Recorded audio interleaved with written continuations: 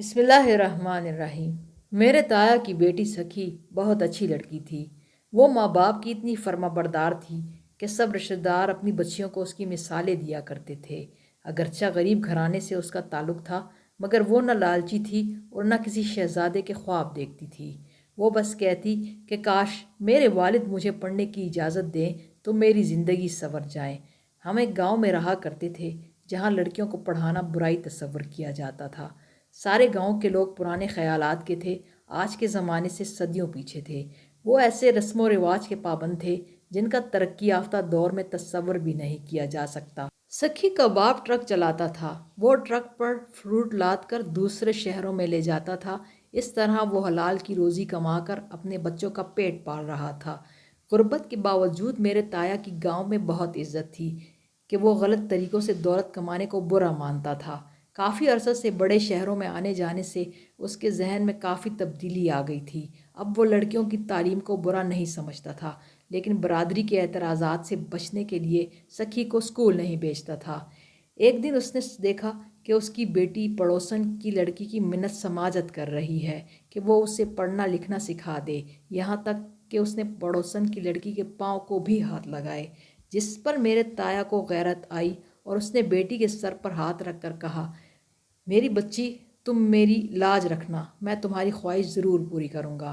میں تمہیں اپنے گاؤں کے اسکول میں مڈل تک تعلیم دلواؤں گا۔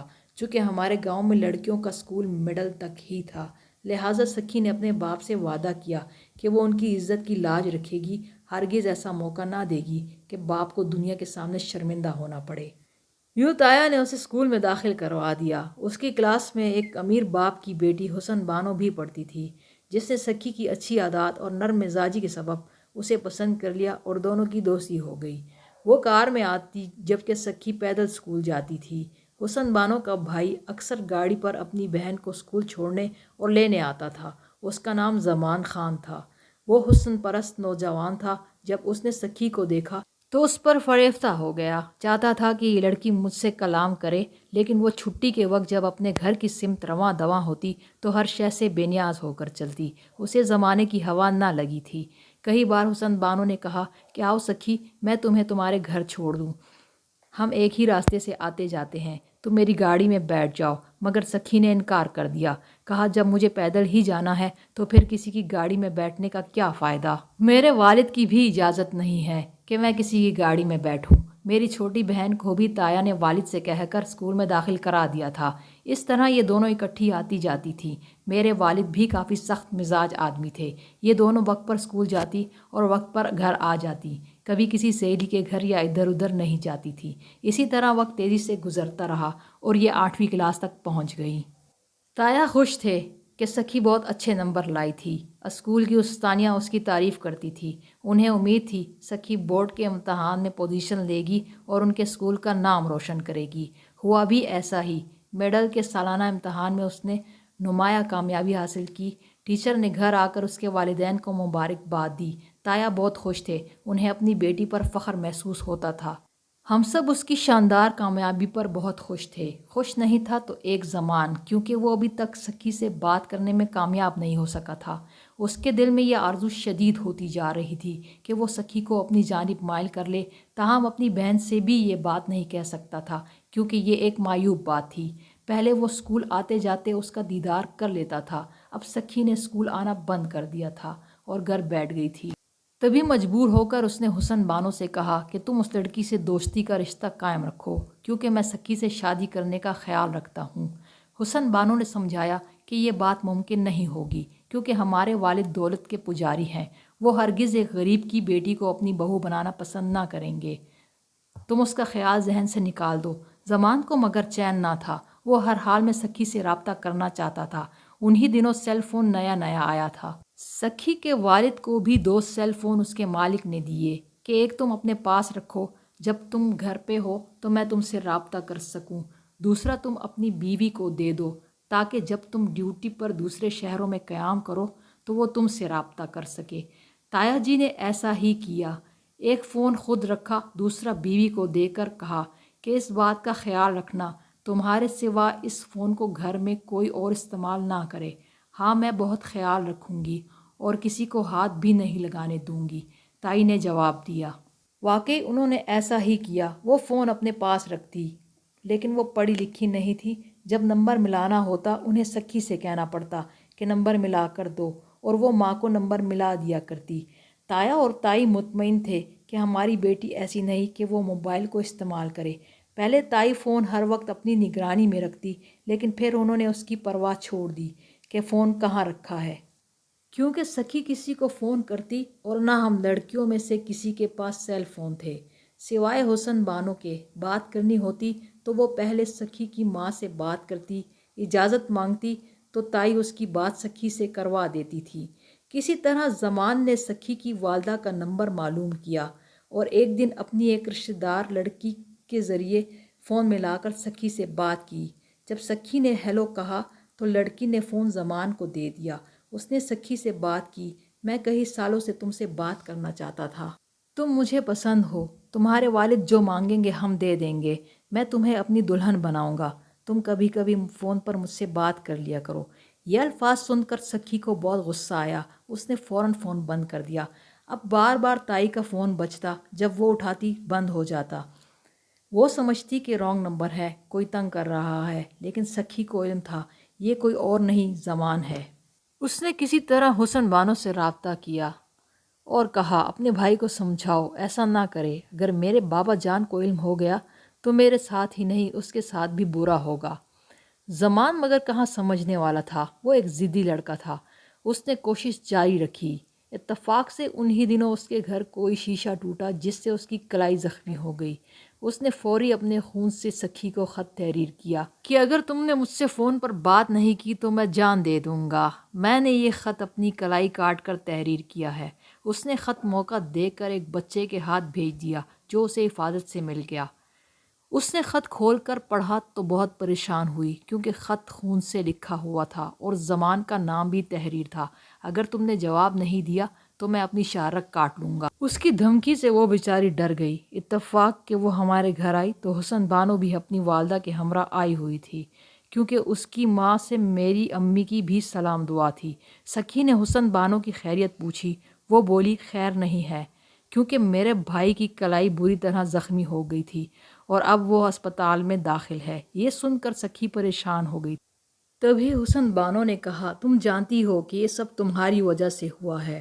اب اگر تم اس کی زندگی چاہتی ہو تو ایک بار میرے بھائی کو اسپتال دکھاؤ تاکہ وہ جلد صحت یاب ہو جائے۔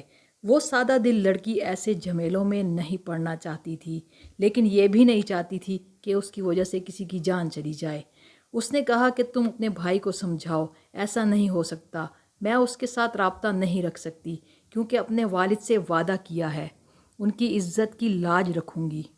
وہ بولی میں کب کہتی ہوں کہ تم اس کے ساتھ محبت کرو، میں یہ چاہتی ہوں کہ تم ایک بار مل کر اسے سمجھا دو تاکہ وہ دوبارہ ایسی کوئی حرکت نہ کرے جس سے تم لوگوں یا ہماری عزت میں فرق آئے۔ یوں کہہ سن کر حسن بانو نے اسے راضی کیا اور ہمارے گھر سے اسپتال لے گئی۔ سکھی نے کہا اگر میری ماں پوچھے کہ کہاں گئی ہے تو کوئی بہانہ کر دینا، میں صرف 5 منٹ وہاں رکوں گی اور زمان کو خدا کا واسطہ دے کر سمجھاؤں گی کہ وہ ان حرکتوں سے باز آ جائے۔ اللہ کی مرضی، اس کی ماں نے تو نہیں پوچھا، وہ سمجھی کہ ہمارے گھر میں بیٹھی ہے، لیکن اس کے والد نے سکھی کو اسپتال میں زمان سے بات کرتے دیکھ لیا۔ وہ اپنے ایک دوست کی عیادت کو اسپتال گئے تھے۔ گھر آ کر بیٹی کی بھی خوب خبر لی، ساتھ ہی بیوی کو بھی مارا کہ تم نے دھیان کیوں نہیں دیا کہ یہ اسپتال اس لڑکے کی عیادت کو چلی گئی، اس کے ساتھ اس کا کیا واسطہ ہے۔ تایا نے یہیں پر بات ختم نہیں کی، بلکہ بیوی سے کہا کہ اب میں سکھی کو زندہ نہیں چھوڑوں گا، کسی دن مار دوں گا۔ بیوی ڈر گئی، کیونکہ یہاں ایسی باتوں پر لڑکیوں کے قتل ہوتے رہتے تھے۔ تائی کو بھی یقین ہو گیا کہ سکھی کے باپ نے محض دھمکانے کے لیے ایسا نہیں کہا، وہ بیٹی کی جان بھی لے سکتا ہے۔ تائی نے تایا کے آگے ہاتھ جوڑے کہ بیٹی کو مت مارنا، تم نے اسے پڑھایا لکھایا ہے تو اس پر یقین رکھو، اس نے کوئی غلط حرکت نہیں کی ہوگی۔ اور غلط حرکت کیا ہو سکتی ہے؟ میں نے خود اپنی آنکھوں سے مردوں کے وارڈ میں اس لڑکے سے باتیں کرتے دیکھا ہے، میرے لیے بس اتنا ہی کافی ہے۔ تم کیا چاہتی ہو کہ میں سکھی کو زندہ رکھ کر اس سے زیادہ سنگین جرم کا ارتکاب کروں اور اس لڑکے کے ساتھ اس کے خاندان کو بھی ختم کر دوں؟ تائی بہت ڈری ہوئی تھی۔ انہوں نے شوہر کے قدموں کو چھو کر کہا کیا اس کے علاوہ کوئی حل نہیں ہو سکتا ہے؟ اگر لڑکے کا باپ ہمیں 100 بیڑیے دے کر ہماری لڑکی کا رشتہ مانگ لے، کیونکہ وہ پیسے والا ہے، اتنے بھیڑیے دے سکتا ہے۔ یہاں بہت سے قبیلوں میں اب بھی یہی رواج ہے کہ لڑکی کا رشتہ طے کرتے وقت کچھ رقم نقد یا مال مویشی کی صورت میں لڑکے والوں سے لے کر رشتہ دے دیا جاتا ہے، اور یہ رقم بیٹی کی شادی پر خرچ کر دی جاتی ہے، اسے ایک رسم کے طور پر لیا جاتا ہے۔ اس طرح لڑکی والوں کی عزت ہوتی ہے۔ میرے تایا چونکہ نگری نگری گھومتے تھے، لہٰذا وہ اپنی بیٹی کو سزا نہیں دینا چاہتے تھے، جو یہاں کا رواج تھا کہ اگر لڑکی کسی غیر لڑکے سے رابطہ رکھے تو اسے یا دونوں کو ہی جان سے مار دیا جائے۔ تائی نے کہا، ٹھیک ہے، میں جا کر حسن بانو کی والدہ سے بات کرتی ہوں، مجھے امید ہے وہ میری بات مان لیں گی اور شوہر کو راضی کر لیں گی۔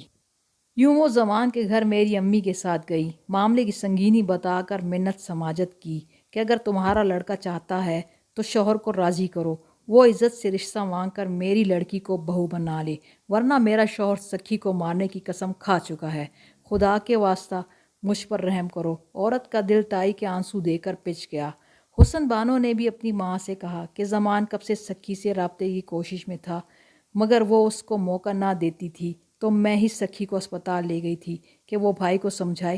خاتون نے شوہر سے بات کی، وہ دولت مند آدمی غرور کا مارا ہوا تھا۔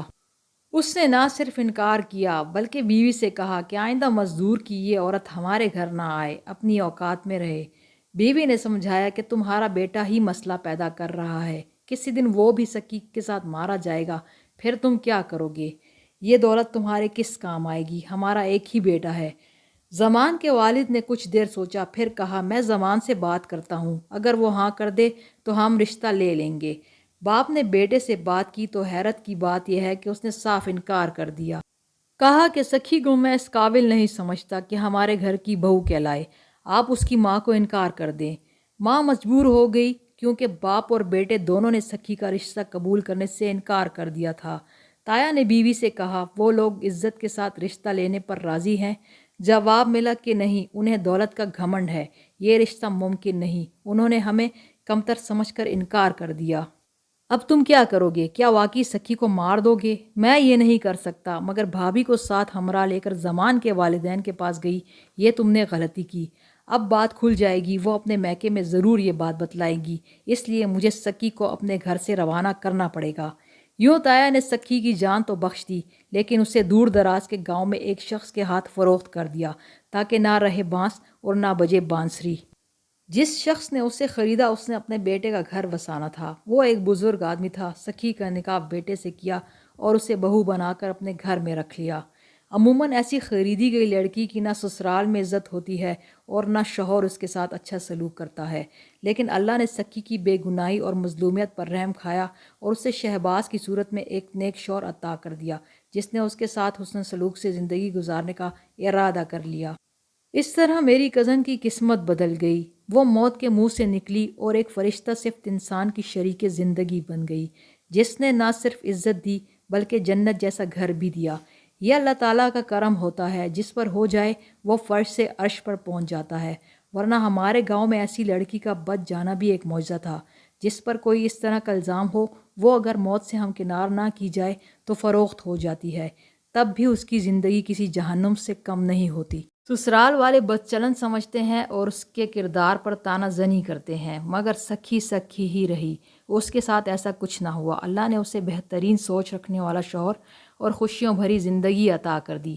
زمان نے تو سکھی کی زندگی تباہ کرنے میں کوئی کسر نہ چھوڑی تھی، وہ تو اس کی قسمت اچھی تھی کہ وہ اچھے لوگوں میں چلی گئی، ورنہ زندگی بھر سکھی طعنے سنتی اور اس کے ماں باپ زمانے کے سامنے عزت کا بھرم رکھنے کے لیے خاموش تماشائی بنے رہتے۔ سکھی کی نیک نیتی نے اسے انعام میں اچھا شوہر دیا۔ سکھی نے اپنے باپ کی لاج رکھی تو پھل بھی اسے ملا۔ سکھی سکھی ہی رہی۔